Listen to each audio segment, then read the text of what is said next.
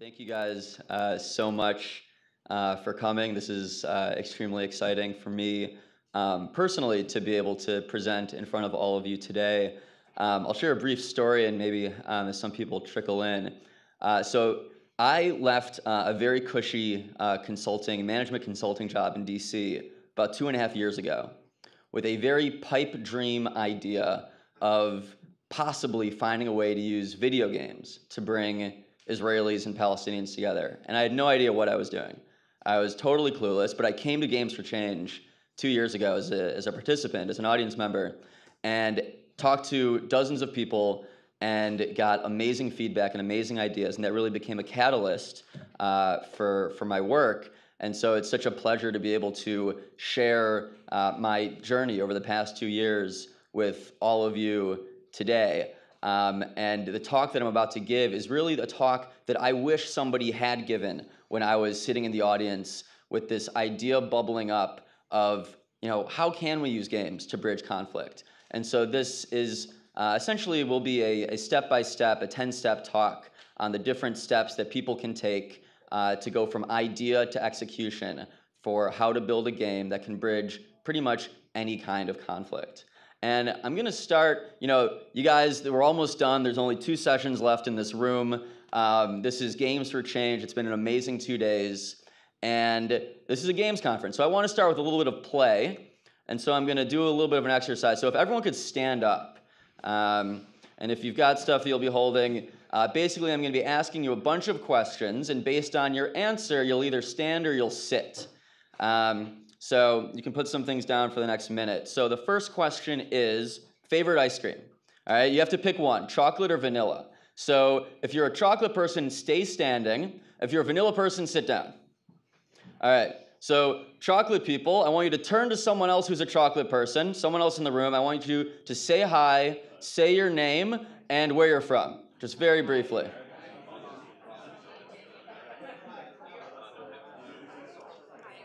Awesome. Great. Once you're done, sit down. Just very brief, a quick hello. And now vanilla people. Vanilla people, stand up. Turn to someone. If you're a distance away, that's okay. You can shout or you can move. Say your name and where you're from. You can do 3 people. You can do 4 people. Vanilla people, introduce yourselves. Beautiful, beautiful. Okay, now everyone sit back down. Great. We're going to do this 2 more times. So the next question is yellow light. You're at a yellow light. Do you stop or do you go? This is a critical question. Do you stop or you go? So go people, stand up. And now turn to somebody different, someone you haven't talked to. Say your name and what you do. So take a second, walk over. Feel free to move around.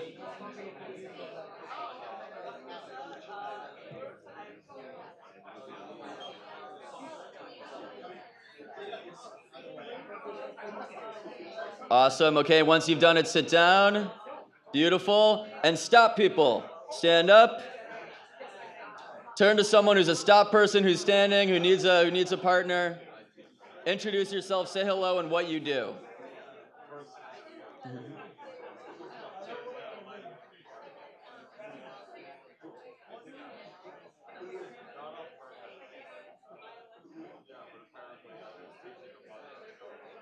Amazing. And once you've done it, sit back down. We've got one more. And you can sit in a new seat. Doesn't have to be the same seat you were just in. Last question, prefer to read. Are you a fiction person or are you a non-fiction person? So fiction, if you prefer science fiction, narrative, you have to pick one. I know it's a hard choice. Fiction people, stand up. Turn to your other fiction person and say your name and a good author or a book that you like. Very briefly. Non-fiction people, be thinking about yours.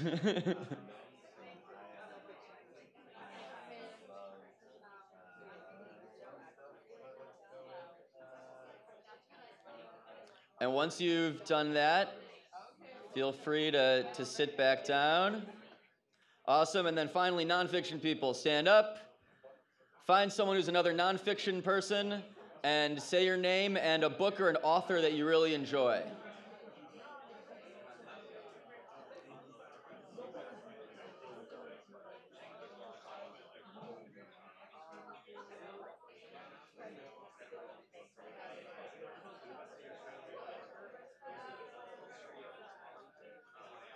And then once you've done that briefly, just please sit back down. Feel free to sit back down. I know this is fun. This can be addicting. We got the energy up. This is great. This is great for Friday afternoon. Awesome. Thank you guys so much. Well, first of all, give yourselves a round of applause. That was fantastic. Give yourselves a great round of applause. That was awesome. Now, why did we do that? What was that all about? This room, as I'm looking around, this room is incredibly diverse. We come from different backgrounds. We come from different races, different ethnicities, different genders, different political orientations, and yet we all found things that we have in common with one another in this room. We have just built a community inside of this room right now, despite all of our differences. And if I were to do this 100 times in this room, you'd find that you have dozens of things in common with every single person. And you'd probably hate me for asking you to stand up and sit down 100 times, but then you'd have that in common with each other too. What we have in common, and recognizing that, is what allows us to bridge our differences. It's what allows us to build community. And video games are incredibly powerful at helping us recognize what we have in common. It's what's brought all of us into this room. It's what has allowed all of us to connect on a more deep level. And video games are what brought me, an American, in partnership with Itai, my Israeli partner, and Amuna, my Palestinian partner. And together, the three of us started Bandura Games with a mission of using games as the medium for creating connections and empathy for people of different backgrounds for all over the world. Games brought us together, and we wanted to see if we could use games to bring other people together. And so, as I mentioned at the beginning, this for me has been a 2-year journey. I've learned a lot. I've failed a lot. It's been quite an exploration. And if someone were to tell me at the beginning of those 2 years what I should do, this is what I'm going to tell you. So this is about my experience and how potentially you can apply it if you want to create a game to bridge conflict somewhere in the world. So step 1, idea. Have an idea. Chances are, if you're in this room, if you're at this conference, you've maybe considered how games can bridge conflict. Our idea was Israeli-Palestinian. Your idea could be Republicans, Democrats, people from India, Pakistan, rival sorority groups, like whatever it is, it can be anything. Have an idea, but don't keep it inside. Don't keep it locked up. Tell somebody. Because step 2 is getting one other person to believe in your idea. It's extremely difficult to do this alone. Getting one other person, either as a mentor, advisor, friend, or partner, is huge. If you can get someone who comes from the demographic that you're trying to address, even better. Having Itai, an Israeli, having Amuna, a Palestinian, made things a lot easier because they had intuition about what their groups would be interested in. But really, any other person makes the work so much easier. 3, start doing research. Get on the internet. Start looking at the specific groups you're trying to reach and start learning how games can create empathy. How can games create connection? What we found was incredible. When we started searching games and empathy, we found that cooperative, team-based games were the most impactful games for creating empathy. There's a study out of McGill University that found that it took just 15 minutes of cooperative, team-based gameplay for people to go from being total strangers to being friends. The University of Aarhus in Denmark found that when people played team-based cooperative games together, their heart rates began to synchronize. Their heart rates began to beat as one, the power of cooperative gaming. So that's internet research. Next step is actually talking to the people who you want to impact. So Itai, Muna, and I, we conducted surveys in Hebrew and in Arabic and in English. We went to Israeli schools, we went to Palestinian schools, and we found amazing results. We found that 85% of Israeli and Palestinian youth have access to and play games on smart devices. That we were blown away by that. 50% of their favorite games were nonviolent, despite growing up in a conflict region. And 80% of them preferred cooperative games to competitive games. So we had validated one of the earlier hypotheses that we had in our research. Additionally, they play the same exact games. We found that when we asked them their top 10 games, 50% on average were the same. And we validated this data with App Annie data. So this is actually App Annie real time from this week. Data between Israel and Jordan, the top 10 games in Israel, the top 10 games in Jordan, which is a good proxy for Palestinian games. So they're playing the same games, they're online at the same times, they just don't know it. And finally, what we learned was that in order to really reach these populations that we care about, we had to make the games global.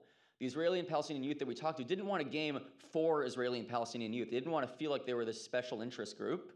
They wanted to be part of a global community. And so we had to take what they cared about, but make the games globally facing. So we knew that A, they liked cooperative games, and that cooperative games create empathy. We knew B, they loved runner games. They loved Temple Run and Subway Surfer, some of the most popular mobile games out there. We said, okay, so we should build a cooperative runner game, but we don't have the resources yet to build a full-fledged digital version. So let's build a paper prototype first. And as it turned out, Temple Run has a board game. And so we got Temple Run's board game for like 10 bucks, and we changed the rules. We made it cooperative. And we needed some coins. So we went to the bank and we put $10 in the bank. We got 1,000 pennies out. And so now we had 1,000 coins. And Israeli and Palestinian kids have never seen American pennies, so they made for great coins. And then we went to schools and we play tested the games. And here's a little bit of what that looked like. Oops. Maybe I can't. Give me a second here.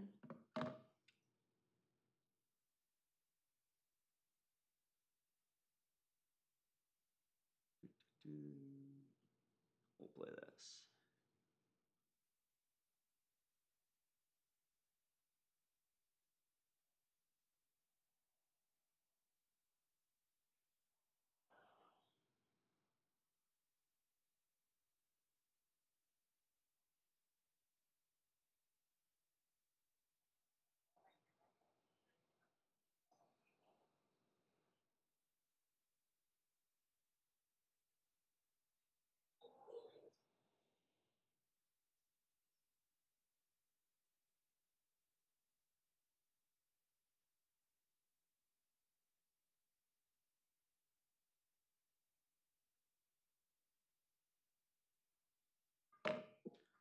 So validating hypotheses through focus grouping is the next step, and we didn't have to spend any money on actually building something. But then the next step is, okay, build your digital prototype. Some of the things I wish I'd known, some of the resources that are available out there. Upwork is a great site to find freelancers. There's a lot of people who are Unity developers on Upwork, people from Pakistan, India, Philippines, Ukraine, all over the world. Also, you can post job postings to AngelList, LinkedIn, or Craigslist. There's always students, active students looking to build out their resumes. Would be happy to do a game prototype on the cheap if this is something you're interested in. Next step is fundraise. So now you've done research, you've got data points, you've got video. Also, when you're doing these focus groups, take pictures and take video. It's great for when you're presenting to a potential investor. So you've got data points, you've got research, you've got video, you've got a paper prototype, a digital prototype. Now you can raise. Now you can tell people, you can show people your journey. We did friends and family first. We also did a crowdfunding campaign through Indiegogo. There's also equity crowdfunding these days. They just passed a new law, so if you're doing a for-profit enterprise, you can do fundraising and give out actually equity. I just got contacted by a group called Start Engine. They're actually looking for game companies to raise on their equity crowdfunding platform. Build a team. So now you've got some money in the bank. Go after big shots. Go after really hard people to get. Tell them what you're working on. Very few people have the opportunity in their lives to work on something with such a strong social mission. And so what you're providing is not just money, it's not just a salary, but it's also the opportunity to really make a difference in the world. And the people who you think are impossible to reach might just stop what they're doing to help you out. Next step, step 8, is raise awareness. There's a lot of really great, easy, cheap ways to get yourself in the press, to get your name out there, to get your idea out there. There's a couple of PR startups that I'm a big fan of, PRX and PRServe. There's crowdfunding. You can reach out to reporters on your own. There's a couple of sites that aggregate what reporters are saying on Twitter, and you can find essentially when reporters tweet about things that you're building your game around. So you can reach out to those reporters based on what they're interested in. You can find them, tweet at them directly. And of course, right now, people really deeply care about stories for good. In this time of divisiveness, not just in the United States, but globally. These stories of bringing people together are so critical, are so important. So if you're going to start something, now is really the time to get started. We need it. Finally, launch and learn. So you've got a prototype, you've got funding, you're building momentum, you've got people who are passionate. Launch your game as early as possible. So we launched because you're going to learn a ton. We launched a very rough, very early version of our first game, which we called Partner Run. It's the first ever, to our knowledge, real-time, cooperative, multiplayer, endless runner. So exactly what we had paper prototyped, now just the digital version. The game pairs you anonymously with someone in the world, and you have to work together on the same team to help each other overcome the obstacles, and you're saving each other's lives. And only after a successful partnership do you then find out who the other person was, where they're from, and you see their likes and interests. So you start to humanize this person. You develop a relationship first, and then your preconceived notions are shattered. We launched this game, we had 7,000 installs. Our top user is still playing like regularly, over 1,000 times, from Bangladesh, super cool. We created over 200 friendships from across crazy backgrounds like Zimbabwe to Argentina. And the thing that we learned the most out of this experience, we learned a lot.